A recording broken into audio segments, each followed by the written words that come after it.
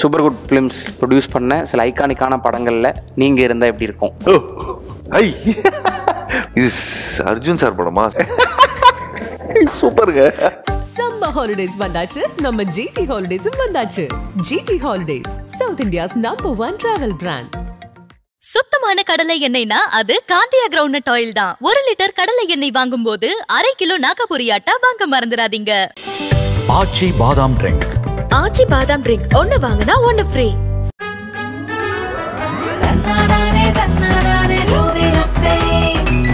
இந்த படம் ரிலீஸ் ஆன உடனே நமக்கு வந்து பயங்கரமா மார்க்கெட் எங்கேயோ பிச்சுக்கிட்டு போயிடுச்சு. உடனே இப்போ 20 டைரக்டர் நம்ம கிட்ட வந்தாங்களா இல்லை, அதுக்கப்புறம் ஸ்ட்ரகிள் தான். இன்ட்ரெஸ்டெல்லாரு இந்த கதையை வந்து எனக்கு ஒரு 15 வருஷத்துக்கு முன்னாடியே சொன்னார். ஸ்பேஸுக்கு போயிட்டு வந்தா சார் இது புரியல சார் அப்படின்ட்டு நான் என்ன பண்ணிட்டேன், கேமரா எடுத்துன்னு போயிட்டேன். கேமரா எடுத்து ஸ்டாண்ட் பண்ணிட்டு இப்படி வச்சுட்டேன். வச்சுட்டு இப்படி கேஸ் என்னப்பா அது அப்படிங்கிறாரு. சும்மா சார் உங்களோட பாவனை. அப்படியா, நான் இது பண்ணுவேன் அது பண்ணுவேன் ஃபுல்லாக கொடுத்துட்டாரு. சரி இந்த டைலாக் அப்படியே பேசுங்க அப்படிங்கிறேன். நான் டேய் அப்படியே பார்த்தாரு என்ன, இதெல்லாம் நீ தான்ப்பா பேசுற, எனக்கா காசு கொடுக்குறாங்க அப்படின்னாரு. அப்படி தம்மா ஒன்று போட்டு ஷடப்டா அப்படின்னு ஐயோ சூப்பர் கை தட்டிட்டாங்க எல்லாரும். சூப்பர் சூப்பர் எப்பா இன்னும் நிறைய இருக்குது, இதுக்கே கை தட்டுறாங்களே அப்படின்னு. ஸ்டார்ன்னு சொல்றாங்களா இல்லை குட் ஆக்டர்னு சொல்றாங்களா எதுவுமே தெரியலையே. சரி அட்லீஸ்ட் இங்கே வந்து ஒரு நல்ல ஆக்டருங்கிற ஒரு பேர் கிடைச்சிச்சு. இப்போ மரியாதையே வேற, எக்ஸ்ட்ரா டீ வருது, எக்ஸ்ட்ரா ரைஸ் வருது, எல்லாமே. ஒரு 5% தான் அதில் நடிச்சிருப்பேன் நான் இங்கே எலியா நடிச்சிட்டோம், பூனையா நடிச்சிட்டோம், பாம்பா நடிச்சிட்டோம், புழுவா நடிச்சிட்டோம். ஆனாலும் மதிக்கவே மாட்டேன்றாங்களேப்பா. ஒரு ஆக்டருக்கு வந்து அந்த சொல்லுவாங்கல்ல என்ன ஜாதி பாணி அப்படின்னு கேட்கும்போது கைத்தட்டல் கேங்கிற ஜாதிங்க அப்படிங்கிற மாதிரி தான். ஸோ வி காட் அப்ரிசியேஷன் கேங்கிற ஜாதி. ஸோ அந்த அப்ரிசியேஷன் மூலமாக தான் வேணாப்பா நம்ம வந்து சும்மா கூட இருக்கலாம், ஆனால் நல்ல படம் பண்ணலாம். டைம் ட்ராவல் பண்ணுற வாய்ப்பு கிடைச்சா உங்கள் கரியரில் நீங்கள் மாற்றணும்னு நினைக்கிற ஒரு decision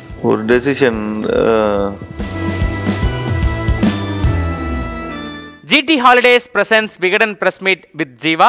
Title sponsor GT Holidays, South India's #1 travel brand. Powered by Cardia Groundnut Oil. Cardia கடலை எண்ணெய் டேஸ்டியா ஹெல்த்தியா வேணும்னா ஒன்று தான். Associate sponsor ஆச்சி பாதாம் drink mix. Special partner Rubilux and Rockfort paints, best quality budget price. Hospitality partner Ramada, Chennai Egmore. Super good films produce பண்ண சில ஐகானிக்கான படங்களில் நீங்கள் இருந்தால் எப்படி இருக்கும் அப்படின்னு. ஆமாம், ஏஐல அது என்ன படம்னு சொல்லணும்.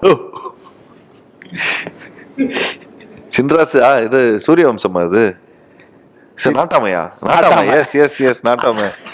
ஐ பூவே எனக்காக. ஆமா, அந்த கோட்டை பார்த்து சொல்லிட்டீங்களா சார்? இல்ல ஹேர் ஸ்டைலு? எஸ், பூவே எனக்காக. இது அர்ஜுன் சார் படமா? செங்கோட்டை. ஆமா, செங்கோட்டை தான். செங்கோட்டை. நான் ஷூட்டிங்லாம் போயிருக்கிறேன். கரெக்ட். ஏய் சொல்லாமலே சூப்பருங்க. சொல்லாமலே உங்களுக்கு ரொம்ப பிடிச்ச படம்ட்டீங்க. சூரியவம்சம். ஐயோ, இது வந்து சேரன் பாண்டியன்ல.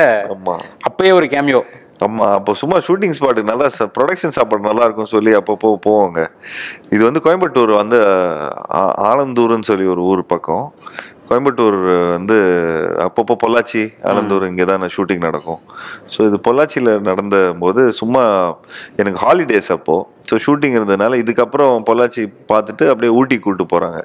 ஸோ அப்போது ஒரு கேப்பில் வந்து சும்மா ஷூட்டிங் ஸ்பாட் நடக்குதுன்னு சொல்லி ஷூட்டிங் ஸ்பாட்டுக்கு போனால் ஃபுல்லாக இந்த மாதிரி பையன் நல்லா இருக்காங்க, இந்த மாண்டேஜஸ்க்கு யூஸ் பண்ணிக்கலாம்னு சொல்லி உடனே தலையில் பூவெல்லாம் வச்சு இந்த மாதிரி இந்த பண்ணி உட்கார வச்சிட்டாங்க.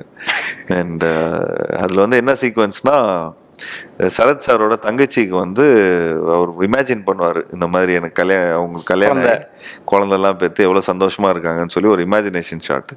ஸோ அதோட ஒரு 5 செகண்ட்ஸ் வருவேன் நினைக்கிறேன் அதில். பூவே உனக்காக பற்றி கொஞ்சம் சொன்னீங்கன்னா நல்லா இருக்கும் சார். அது ஷூட்டிங் எதுவும் போயிருக்கீங்களா? ஷூட்டிங் போகலங்க, நான் பூவேனக்காவோட பூஜைக்கு போயிருந்தேன். ஃபர்ஸ்ட் டைம் வந்து மதுரையில் தான் பூஜை போட்டாங்க. அதுக்கு மதுரையில் பூஜை போட்ட உடனே இந்த மாதிரி டிஸ்ட்ரிபியூட்டர் ஆஃபீஸில் தான் பூஜை போட்டோம். ஸோ பூஜை போட்டதுக்கு SSC சார், விஜய் சார் எல்லாருமே வந்திருந்தாங்க. கூட ரசிகர் மன்றமும் வந்திருந்தாங்க.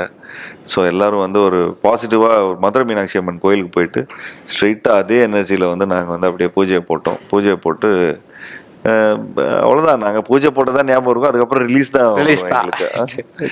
சிவா மனசுல சக்தி வந்துட்டு இப்போ ரீரிலீஸ் ஆச்சுல போன வருஷம். அப்போ வந்துட்டு அது நிறைய வரவேற்பு பெற்றுச்சு, ரொம்ப நாஸ்டாலஜியா இருந்துச்சுன்னு சொல்லலாம். அந்த அனுபவம் உங்களுக்கு எப்படி இருந்துச்சு சார்? அந்த படம் எவ்வளோ ஸ்பெஷல் அப்படின்றதையும் சொல்லுங்க. ரொம்ப ஸ்பெஷலான ஒரு ஃபிலிம் அது. ஆக்சுவலி ராஜேஷ் சார் வந்து இந்த படத்தை பண்ணும்போது நிறைய பேர் வந்து அவங்களோட சார்ந்த இருந்த ஃப்ரெண்ட்ஸ் ஹூஆர் டைரக்டர்ஸே என்ன சரி விடு ராஜேஷ் பார்த்துக்கலாம், ராஜேஷ் அடுத்த படம் பார்த்துக்கலாம் அப்படிங்கிற மாதிரி கன்சல்ட் பண்ண ஆரம்பிச்சிட்டாங்க. But I think I am the only one was பைத்தியக்கார மாதிரி வந்து என்ன நான் வந்து டப்பிங்கில் எவ்வளோ வாட்டி பார்த்தேன் தெரியுமா, அந்த படத்தை எவ்வளோ வாட்டி என்ஜாய் பண்ணி பார்த்தேன் தெரியுமா. இது 100% இது வந்து நம்ம வந்து ஜஸ்ட் பிகாஸ் வி ஹவ் ஆக்டட்லாம் இல்லை. நான் ஃபர்ஸ்ட் நான் ஆக்ட் பண்ணது எனக்கே பிடிக்கலன்னா நான் தான் என்னை ஹேட் பண்ணுவேன். ஸோ எல்லாம் கொஞ்சம் சோர்ந்து தான் போயிருந்தாங்க. பட் அதுக்கப்புறம் கொஞ்சம் கொஞ்சமாக ஒரு சாட்டர்டே சண்டே எல்லாம் வந்து திரும்ப பாசிட்டிவான ரெஸ்பான்ஸ்லாம் வர ஆரம்பிச்சிச்சு. அதுக்கு அடுத்த வாரம்லாம் இன்னும் பயங்கரமான பாசிட்டிவான ரெஸ்பான்ஸ்லாம் வர ஆரம்பிச்சிச்சு. பட் அதுக்கான கரெக்டான புகழ் கிடைக்கல. லைக் இப்போ இந்த படம் ரிலீஸ் ஆன உடனே நமக்கு வந்து பயங்கரமா மார்க்கெட் எங்கேயோ பிச்சுக்கிட்டு போயிடுச்சு. உடனே இப்போ 20 டைரக்டர் நம்ம கிட்ட வந்தாங்களா இல்லை. அதுக்கப்புறம் ஸ்ட்ரகிள் தான். கொஞ்சம் கொஞ்சமாக தான் அதுக்கப்புறம் தான் கோன்னு ஒரு விஷயம் வந்தது. கொஞ்சம் கொஞ்சமாக தான் வந்தது. பட் இந்த வாட்டி ரீரிலீஸ் ஆகும்போது தான் அந்த சின்ன சின்ன எக்ஸ்பிரஷன்ஸ்க்கு ஆக்சுவலி சிவாமனச சக்தி வரும்போது சந்தானத்துக்கு தான் பயங்கர பேர் இருந்தது. உண்மையா சொல்ல போனோம்னா அவங்களோட காமெடி தான் எங்கேயோ தூக்கிட்டு போயிடுச்சு. ஏன்னா ஒரு பக்கம் ஒரு அஜித் சார் படமும் பண்ணுவார், விஜய் சார் படமும் பண்ணுவார், சிம்போடும் படம் பண்ணுவாங்க. So keeps doing a lot of film. So நம்ம பண்ண ஒரு விஷயத்த வந்து என்னடா நம்ம கொஞ்சம் ஒரு மாதிரி பண்ணியிருக்கிறோம், சிட்டி பாய் மாதிரி பண்ணியிருக்கோம், இன்னும் கொஞ்சம் எக்ஸப்ட் பண்ணல போல இருக்கு. பட் அங்கங்கே இந்த குடிக்கிற சீனு குவார்டர் சொல்ற சீனு மட்டும் பயங்கரமா புகழ்வாங்க. பட் நான் இந்த வாட்டி எஸ்எம்எஸ் பண்ணும்போது நாட் ஓன்லி அந்த குடிக்கிற சீன் அந்த இதெல்லாம் இல்லாமல் இந்த பொண்ணு கொஞ்சம் கலாய்க்கிற மாதிரி கொஞ்சம் இந்த எக்ஸ்பிரஷன்ஸு அந்த ஒரு சின்ன சின்ன பாவனைகள் எல்லாமே பயங்கரமாக ரிசீவ் பண்ணாங்க. ஸோ அப்போது நம்ம வந்து ஓகேப்பா நம்ம வந்து நம்மளா இருந்திருக்கிறோம். ஸோ பசங்க இன்னும் அப்படிதான் இருக்கிறாங்க. இப்போ அப்படி இருக்கிறாங்க போல இருக்கு. ஒரு 15 இயர்ஸ் முன்னாடி நம்ம அப்படி இருந்திருக்கிறோம். ஸோ இன்னைக்கு நாங்கள் ஒரு சிட்டி பாய்ஸா தானே இருந்தோம். அது ரொம்ப சிட்டியான ஒரு ஃபிலிம், ஒரு ப்ராப்பர் சிட்டி ஃபிலிம். அண்ட் சிவாமனச சக்தியில Chennai is one character. Sathyam theatre, அந்த மெரினா பீச்சு, அப்புறம் நம்மளோட அண்ணா அறிவாலயம், அண்ணா நகர். ஸோ இருக்கிற எல்லாமே பார்த்துட்டிங்கன்னா ஊர்ல இருந்து வரவங்க எல்லாருமே வியப்பா பார்க்குற இதுதான். அது ஒன்லி சிட்டி பாய்ஸ்ல இருந்து பழகினவங்களுக்கு மட்டும்தான் அந்த இது ஒரு லோக்கலா வெஸ்மாம்பலம் அந்த ட்ரெயின் ஸ்டேஷனு அந்த ஹீரோட வீடுலாம் அந்த வெஸ்மாம்பலம் தான் இருக்கும். ஸோ அது எல்லாம் அப்புறம் அந்த சோமசுந்தரம் கிரவுண்டு. ஸோ இருக்கிற எல்லா ஐகானிக்கான பிளேஸ் வந்து இன்னைக்கு எல்லாரும் ஒரு 15 வருஷமா பயங்கரமா ரிலேட் பண்ற இடம். அது எல்லாமே எக்மோர்ல கூட ஒரு முக்கியமான இடம். ஆமா, அந்த இது ஆல்பர்ட் தியேட்டர் பக்கத்துல தானே, வைன் ஷாப் தானே சொல்றாங்க. ஆமா, அது வந்து சிவாமனச சக்தி பாரே ஆயிடுச்சு அது. ஸோ இந்த மாதிரி ஒரு வாழ்வியெல்லாம் ஜாலியாக எடுத்தோம். ஒரு ராஜேஷ் ஆகட்டும், நான் ஆகட்டும், அப்புறம் அந்த மவுண்ட் ரோட்ல போய் கிரிக்கெட் ஆடுறது, டீ சாப்பிட்றது, அந்த எம்ஜிஆர் இல்லைங்க நம்பியார் இல்லை சாங்லலாம் பண்ணியிருப்போம். ரொம்ப ஜாலியாக பண்ணுவாங்க எல்லாருக்கும். இப்போ ப்ரெசென்ட்ல இருக்கிற மாதிரி பண்ணோம். பட் ஐ டோன்ட் நோ இப்போ அந்த மாதிரி ஒரு வாழ்க்கை வாழ்றாங்களான்னு தெரியல. Probably I should see this latest film Dragon. அது பார்க்கும்போது அண்டர்ஸ்டாண்ட் பண்ணிப்போம்.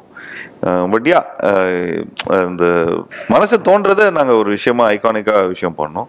உங்களுக்கு நடிகராக பேர் வாங்கி கொடுத்த படம், உங்களை கமர்ஷியலாக பூஸ்ட் பண்ணி விட்டுச்சு. 2 படத்தில் நடித்த அனுபவம் சொல்லுங்கள். முக்கியமாக ஜனநாதன் சார்கிட்டையும் ஆனந்த் சார்கிட்டையும் ஒர்க் பண்ண அனுபவம். சார், நான் ஆக்சுவலி பார்த்துட்டிங்கன்னா இருக்கிற எல்லாம் பெஸ்ட் டைரக்டர்ஸோட ஒர்க் பண்ணியிருக்கேன் சார். அது வந்து ரொம்ப கான்ஷியஸான ஒரு மூவ் அது. அண்ட் எனக்கு தெரிஞ்ச என்னோட கெரியரில் ரொம்ப முக்கியமான ஒரு டைரக்டர் வந்து ஜனா சார் தான். ஜனா சார் வந்து என்னை ஒரு பிரதர் மாதிரி தான் பார்த்தார். என்னை பொறுத்த வரைக்கும் ஜனா சார் வந்து ஒரு என்சைக்ளோபீடியா மாதிரி, ரொம்ப லோக்கியான ஒரு மனிதர். மயிலாப்பூரில் வந்து ஒரு டெம்பிள் கடியில் ஒரு சின்ன ரூமில் தங்கியிருப்பார். எனக்கு அவர்கிட்ட அவரோட ரூம்குள்ளே போய் நம்ம அவர் கூட சில் பண்ணும்போதே அவ்வளோ ஒரு வார்ம்த் இருக்கும். அந்த எனர்ஜி அவ்வளோ சூப்பராக இருக்கும். அவர் பேச விடணும், பேசுங்க சார் நீங்கள் இப்போ தான் கூகுள் அது இதுன்னெலாம் இருக்கும். முதல்லலாம் அந்த விஷயமே இல்லை. அவ்வளோ அவர் பேசுகிறதெல்லாம் முத்தாக இருக்கும். கால் மார்க்ஸ் பற்றி பேசுவார், இது ஒன்று பேசுவார், ரஷ்யன் நாவல் பற்றி சொல்லுவார், ஃபேக்ட்ஸ் ஒன்று சொல்லுவார். இவர் இந்த இன்செப்ஷன் கதையெல்லாம் வந்து எனக்கு அப்போவே சொல்லியிருக்காரு. அந்த ஸ்பேஸுக்கு போயிட்டு ஒரு செம்ம கான்செப்ட் ஒன்று சொன்னார். ஸ்பேஸுக்கு வந்து பையன் போயிடுறான் சார். போயிட்டு திரும்ப வரும்போது அப்பா வந்து பையனா இருக்காரு, இவர் இன்னும் வயசாயிடுச்சு. ஒரு இந்த இன்செப்ஷன் இல்லை, சாரி, இன்டர்ஸ்டெல்லார். இந்த கதையை வந்து எனக்கு ஒரு 15 வருஷத்துக்கு முன்னாடியே சொன்னார்.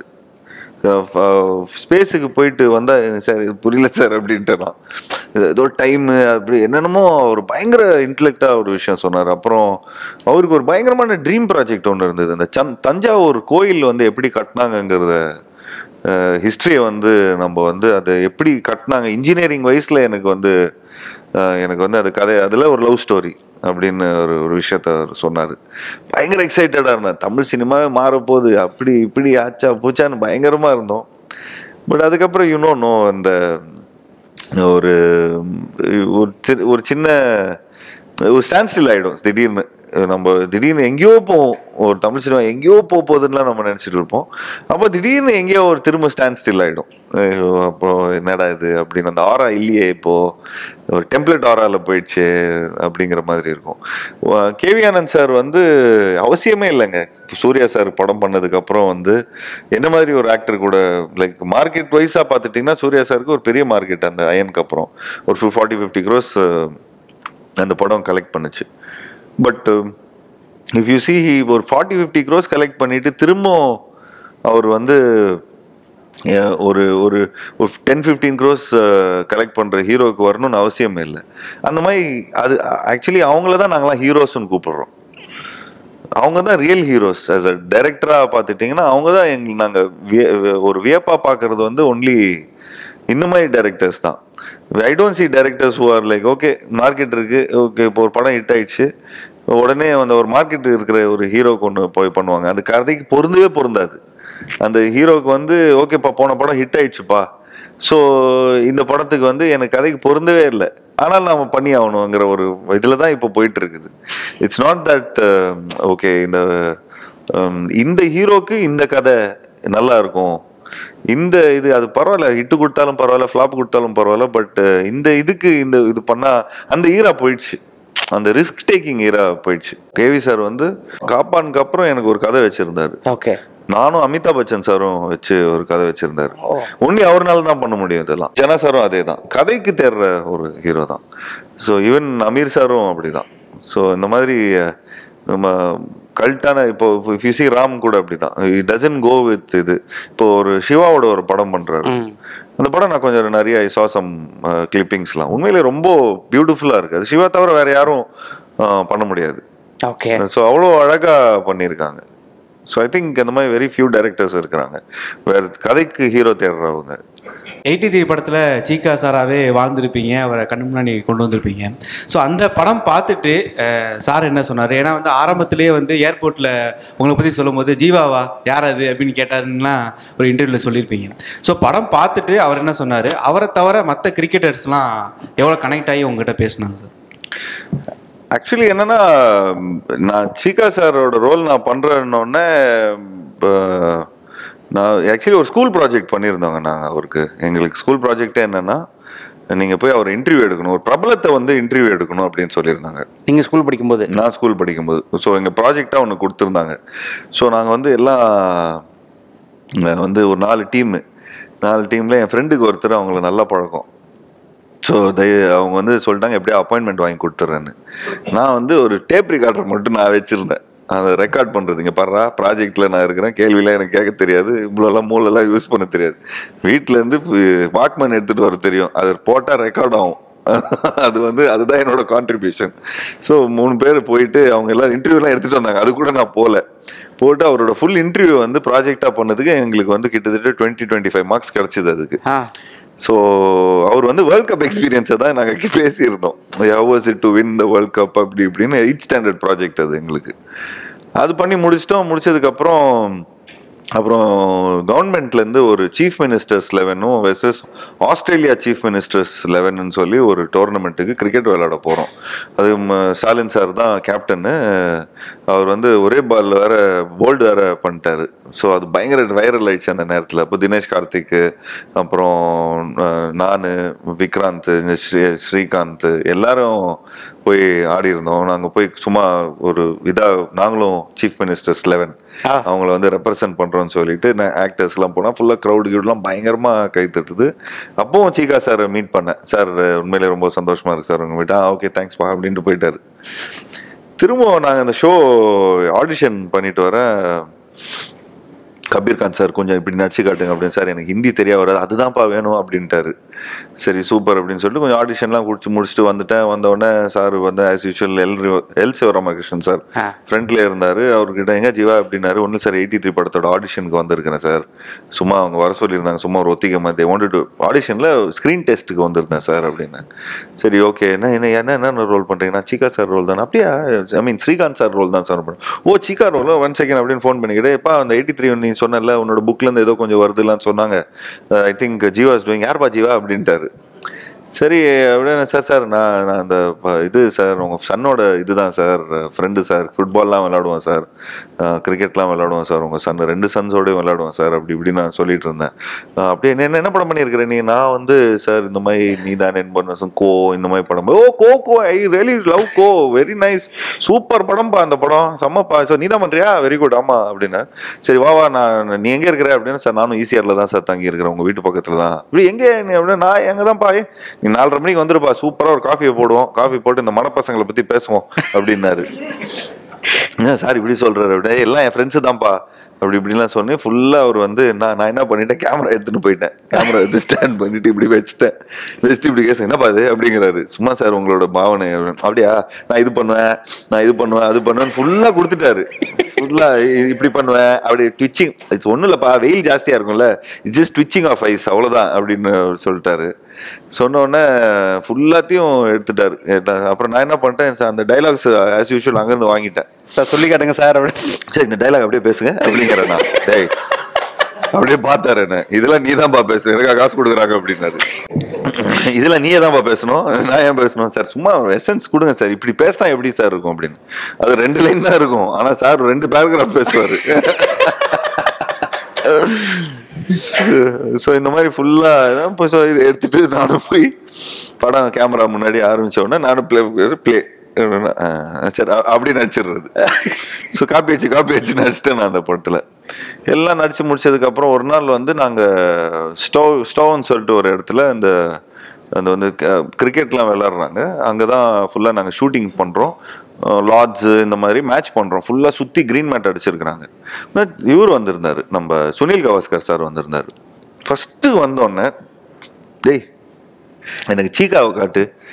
அவங்க வந்து அந்த இந்த ரூம்ல இருக்கிறாங்க, அந்த ஒரு டென்ட் மாதிரி போட்டிருக்காங்க. நல்லா கேமராவை பேன் பண்ணி காட்ட சொல்றாங்க. நீங்க கேமரா பேன் பண்ணி காட்டு, சீக்கா எங்க இருக்கான்னு. நான் உண்மையிலேயே என்ன பண்ணேன்னு தெரியல, இன்னைக்கு நான் இப்படி ஏதோ பண்ணிட்டு இருந்திருக்கிறேன். பண்ண இந்த நாக்கிங் இன்னும் அப்படியே பண்றான், அவன் கூப்பிடுப்பா அப்படின்னு சொல்றாங்க.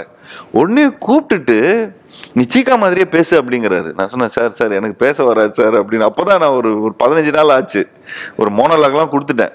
இப்போ எங்க இம்ப்ரெஸ் பண்ணிட்டாங்க இருக்கிற டைரக்டர்லாம் இம்ப்ரெஸ் பண்ணி அந்த ஹை கமிஷன் சீன்லாம் வரும் பார்த்தீங்களா, அதெல்லாம் போய் 10th டே முடிச்சிட்டோம்.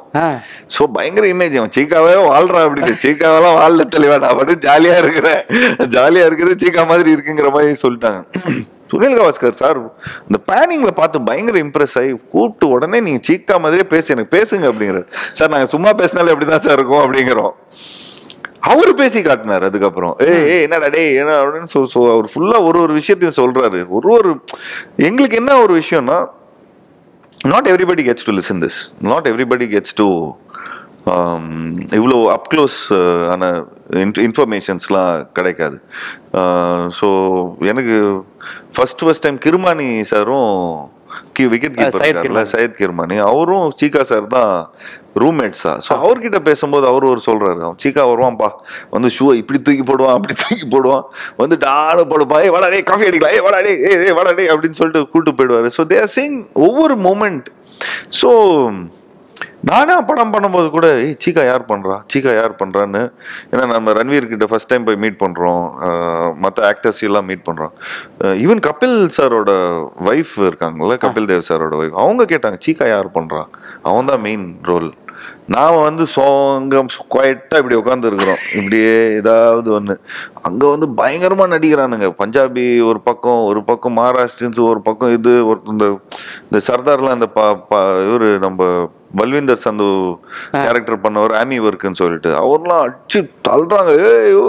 சவுண்டு நம்ம குவைட்டா இருக்கிறோம். இருக்கிறதுல இவரு தான்ப்பா பயங்கர சவுண்டு, சீக்கா தான்.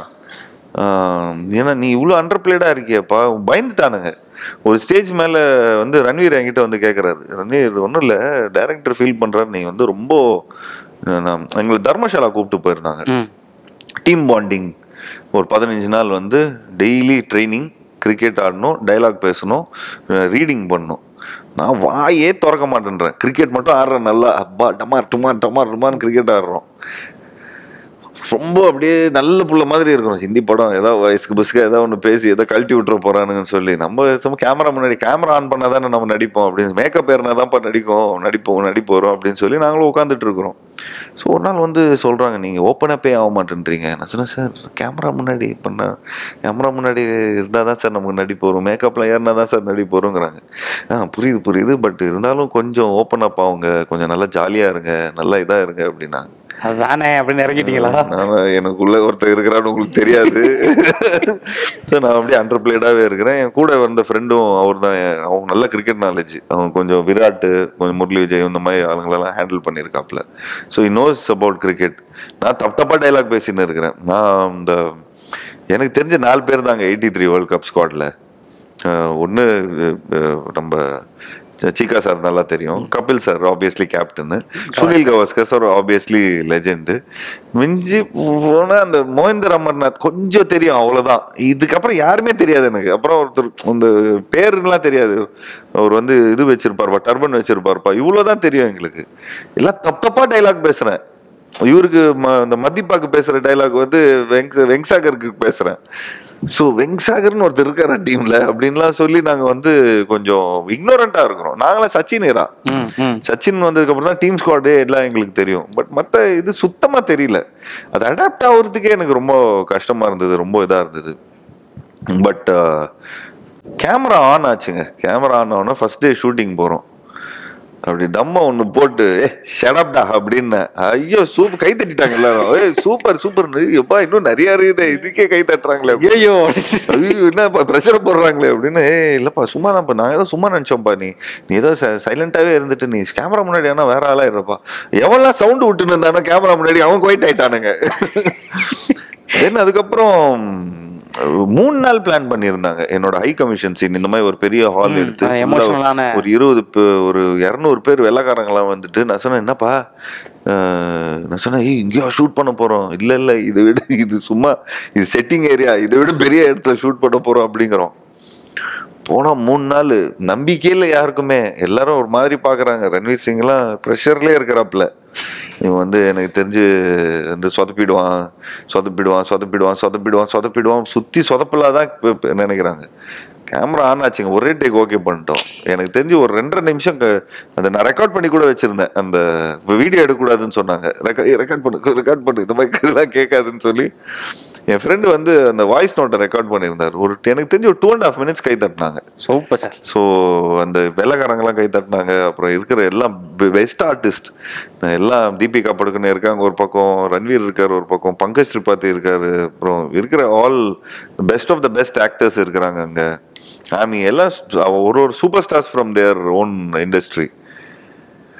ஸோ உண்மையிலே எனக்கு வந்து நான் அரைவ்ட்பா, நான் இவ்வளோ இங்கே வந்து நம்ம கொஞ்சம் ஐடென்டிட்டிக்காக கஷ்டப்பட்டுட்டு இருக்கிறோம். இங்கே நம்ம ஸ்டார்ன்னு சொல்றாங்களா இல்லை குட் ஆக்டர்னு சொல்றாங்களா எதுவுமே தெரியலையே. சரி, அட்லீஸ்ட் இங்கே வந்து ஒரு நல்ல ஆக்டருங்கிற ஒரு பேர் கிடைச்சிருச்சு. இப்போ மரியாதையே வேற, எக்ஸ்ட்ரா டீ வருது, எக்ஸ்ட்ரா ரைஸ் வருது, எல்லாமே வண்டிலாம் தனியா கொடுத்துட்டாங்க. அந்த சீன்லாம் பண்ணதுக்கு அப்புறம் ஜீவா அவரு பெரிய ஸ்டார்ப்பா, அவரு நம்ம குவைட்டா இருப்போம்ல, இல்லப்பா ஐயோ அவன் சும்மா அண்டர் பிளேடா இருக்கிறான்ப்பா. ஸோ தனி வண்டி, தனி இது, ஸ்வீட் ரூம் மாத்திட்டாங்க எங்களுக்கு. லைக் இப்போ நாங்கள் எதாவது இப்போ கிரவுண்ட்லலாம் எதாவது வந்து கிரவுண்ட்லேயே தான் நிற்போம். ஸோ எதாவது அர்ஜென்ட்டாக டாய்லெட்லாம் வந்துடுச்சுன்னா ஃபுல் செட்டே வெயிட் பண்ணணும். ஜீவா சார் வரட்டும், அவருக்காக நம்ம வெயிட் பண்ணுவோம் அப்படின்னு. சரி என்னப்பா கொஞ்சம் ஓவர் பில்டப்பாக இருக்குது அப்படின்னு அப்படியே சைலன்ஸ் அப்படின்னா ஜீவா. அப்போ நம்ம டைலாக் பேச போகும்போது ஃபுல்லாக கும்பலாக எல்லாரும் அந்த மானிட்டர் கிட்ட வந்து பார்ப்பாங்க, இவர் என்ன சீன் நடிக்க போகிறாங்கன்னா. ஸோ பயங்கர என்டர்டெய்னிங் ஆயிடுச்சு, பயங்கர எலிவேஷன் ஆயிடுச்சு. எனக்கு தெரிஞ்சு நான் தமிழ் சினிமாவில் நடிச்சதுல ஒரு 5% தான் அதில் நடிச்சிருப்பேன். நான் இங்கே எலியா நடிச்சிட்டோம், பூனையா நடிச்சிட்டோம், பாம்பா நடிச்சிட்டோம், புழுவா நடிச்சிட்டோம். ஆனாலும் மதிக்கவே மாட்டேன்றாங்களேப்பா. ஒரு 5 வருஷத்துக்கு அப்புறம் காம்ப்ளிமெண்ட் வருதுப்பா இந்த படத்துக்கலாம் அப்படிங்கிற மாதிரி. பட் அங்கெல்லாம் இன்ஸ்டன்ட் அண்ட் கபில் சார்லாம் ரொம்ப பெரிய பயங்கரமாக ஒரு சூப்பர் வியப்பாக பார்த்தாங்க எல்லாரும். அப்புறம் அந்த ப்ரீமியர் பொண்ணு பார்த்தோம். அந்த ப்ரீமியரில் எல்லாருமே வந்து பயங்கரமாக புகழ்ந்தாங்க. ரொம்ப ரொம்ப சந்தோஷமாக இருந்தது. இன்ன வரைக்கும் இருக்கிற எல்லா பெரிய டைரக்டர்ஸ், அங்கே இருக்கிற டைரக்டர்ஸ் எல்லாமே பயங்கரமாக ரெக்கக்னைஸ் பண்ணுறாங்க அதை. ஈவன் இன்ஃபேக்ட் ஷாருக் கான் சாரும் பார்த்தாரு, எல்லாருமே பார்த்தாங்க. அண்ட் பட் யா மிச்சதெல்லாம் அந்த ஒரு ஆக்டருக்கு வந்து அந்த சொல்லுவாங்கல்ல, என்ன ஜாதி பாணி அப்படின்னு கேட்கும்போது கைத்தட்டல் கேங்கிற ஜாதிங்க அப்படிங்கிற மாதிரி தான். ஸோ வி காட் அப்ரிசியேஷன் கேங்கிற ஜாதி. ஸோ அந்த அப்ரிசியேஷன் மூலமாக தான் வேணாப்பா நம்ம வந்து சும்மா கூட இருக்கலாம், ஆனால் நல்ல படம் பண்ணலாம். அண்ட் இன்னைக்கு I'm very proud that out of இந்தியாவில் வந்து கிரிக்கெட் ஃபிலிம்னு பெருசாக இல்லை, இந்த படம் மட்டும்தான் பெருசாக டக்குன்னு சொன்னால் இந்த படம் தான் ஞாபகத்துக்கு வரும். ஒன்று லகான் ஒன்று வரும், இல்லை அதுக்கப்புறம் 83 ஒன்று வரும். ஸோ அதில் நம்ம இருக்கணுங்கிறது வந்து ஒரு பெருமையான விஷயம். அதுவும் தமிழ்நாட்டிலேருந்து இங்கேயே பிறந்து வளர்ந்து நம்ம வந்து அங்கே போய் வந்து ஒரு கலக்கி இருக்கோம்னு சொல்லி ஒரு சின்ன பெருமை தான். Super sir. சீக்கா படம் பார்த்துட்டு என்ன சொன்னார்? சீக்கா பார்த்துட்டு எனக்கு பயம், டென்ஷன் அவர் தான் பார்த்துட்டு என்னடா கலாய்ச்சிருக்கிற அப்படின்னுங்கிற மாதிரி ஆகிடும். ஸோ அவங்க வீட்டுக்கு கூப்பிட்டு போனாங்க. சரி சீக்கா வீட்டுக்கு வாப்பா அப்படின்னாரு. ஐயோ அதே காஃபி அதே எல்லாம் உட்காந்து இருக்கிறோம். அவங்க சன்ஸும் வந்திருந்தாங்க. ஸோ ஒரு சன்ஸை பார்க்குறேன், என்ன நீங்கள் கலாய்க்கிறீங்களா இல்லை இது புகழ்றீங்களாங்கிற மாதிரியே ஒரு சின்ன இது இருந்தது. பட் சீக்கா சரி நல்லா பண்ணியிருக்கடா சூப்பரா நல்லா பண்ணியிருக்கடா, என்ன கொஞ்சம் காமெடி பண்ணிட்டேன் என்ன வச்சு அப்படிங்கிற மாதிரி ஒரு சொல்லலை, நல்லா பண்ணியிருக்கடா அப்படின்னா. But actually as a character நான் கொஞ்சம் அவர் எலிவேட் பண்ணியிருக்கேன்னு தான் நானும் ஃபீல் பண்ணேன். And he was happy. அவங்க வீட்டில் எல்லாருமே ரொம்ப ஹாப்பியாக இருந்தாங்க. அவங்க வீட்டில் மேம், அவங்க மிஸ் சாரோட மிஸ்ஸஸ், அப்புறம் அவங்க சார்ந்தவங்க நிறைய பேர் அப்படியே சீக்கா மாதிரி பண்ணியிருக்கீங்க. அவங்களுக்கு பிடிச்சவங்க, அவங்களுக்கு தெரிஞ்சவங்க, அவங்களோட ஃப்ரெண்ட்ஸு, மற்ற பிளேயர்ஸோட ஒய்ஃப்ஸு அப்படியே சீக்காவாக பண்ணியிருக்கீங்க அப்படின்லாம் சொன்னாங்க. எங்களுக்கு ஏதோ மேஜிக் மாதிரி தான் நடந்ததுங்க. பட் எங்களுக்கு என்ன ஆயிடுச்சுன்னா ஒரு செம்ம பீக்கில் இருந்தோம். அப்படியே மார்ச் 10th வரைக்கும் வந்து அப்படியே ஆடியோ லான்ச் பண்றோம். சென்னையில தான் பயங்கரமா பெரிய ஷோ ஓபன் பண்றோம். கமல் சார்லாம் வந்திருந்தாரு. பயங்கரமா எல்லாத்தையும் பண்றோம். 20th கொரோனான்ட்டாங்க. ஸோ அது அப்படியே போனது 2 years அப்படியே சொயின்னு போயிடுச்சு கீழே. ஸோ அதுக்கப்புறம் திரும்ப அந்த மொமெண்டம் திரும்ப ரீகெயின் பண்ணி திரும்ப வந்து அந்த நேரத்தில் அந்த புகழ் ஆஸ் யூஷுவல் கட்டத்தமிழோ சிவாமணி சக்தி இந்த கட்டத்தமிழ் ராம்கெலாம் எப்படி கொஞ்சம் அதாவது நல்லா பண்ணியிருக்கீங்க, ஆப்ரேஷன் சக்ஸஸ் ஆனால் அப்படிங்கிற மாதிரி தான். தென் அதுக்கப்புறம் இப்போ லாஸ்ட் இப்போ கொஞ்சமாக இப்போ நிறைய இவெண்ட் டு திஸ் பாம்பே மீடியாக்கெலாம் போய் கொஞ்சம் நிறைய இது பண்ணோம். ஸோ அப்போது எல்லாரும் கொஞ்சம் ரெக்கக்னைஸ் பண்ணாங்க. But more to go boss, we are just starting our career. நாங்களும் 19 yearsல ஸ்டார்ட் பண்ணிட்டோம், அதனால கொஞ்சம் வெட்டரன் மாதிரி தெரியுறேன். ஸோ ஃப்ராங்க்லி சொல்லப்போனால் லாட் ஆஃப் திங்ஸ் லேர்ன் பண்ணுறதோட நிறைய விஷயத்த அன்லேர்ன் பண்ணுறோம். So more of unlearning and then learning. Sir time travel பண்ணுற வாய்ப்பு கிடைச்சா உங்கள் கரியரில் நீங்கள் மாற்றணும்னு நினைக்கிற ஒரு டெசிஷன் ப்ராப்ளி அந்த ஒரு 6-7 years முன்னாடி இருந்த ஒரு பீரியட், ஒரு 7-8-9 years முன்னாடி இருந்த period. I would like to ஒரு சின்ன ட்வீக் இந்த மாதிரி ஒரு பண்ணால் நல்லாயிருக்கும் அப்படின்னு யோசித்தேன். But I think it's part of the journey. அதெல்லாம் நான் பண்ணதுனால தான் நம்ம இங்கே இருக்கிறோம் அப்படிங்கிறதும் நம்ம சொல்லிக்கலாம். So I think if time travel பண்ணாலும் போய் பார்த்துட்டு வந்துடும், ஓ இப்படி தப்பு பண்ணியிருக்கோமா, சரி இன்னொரு வாட்டி இந்த மாதிரி தப்பு பண்ணக்கூடாதுன்னு சொல்லி. So I will not change டெசிஷனை சேஞ்ச் பண்ண மாட்டேன். ஸோ ஒரு புரிதலுக்கு வேணால் போய் பார்த்துட்டு வேணால் வந்துடுவேன்.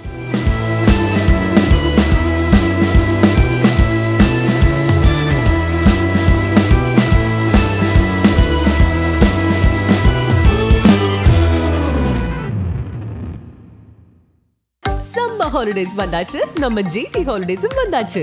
GT holidays, south India's #1 travel brand. இப்போது பெற்றிடுங்கள் ரூபாய் 37 மதிப்புள்ள நாகாபூரி ஆட்டா பேக், கார்டியா கடல் எண்ணெய் 1 லிட்டர் பேக்குடன். இப்போது பெற்றிடுங்கள் ரூபாய் 37 மதிப்புள்ள நாகாபூரி ஆட்டா பேக், கார்டியா கடல் எண்ணெய் 1 லிட்டர் பேக்குடன். ஆச்சி பாதாம் ட்ரிங்க். ஆச்சி பாதாம் ட்ரிங்க் ஒன்னு வாங்கினா ஒன்னு ஃப்ரீ.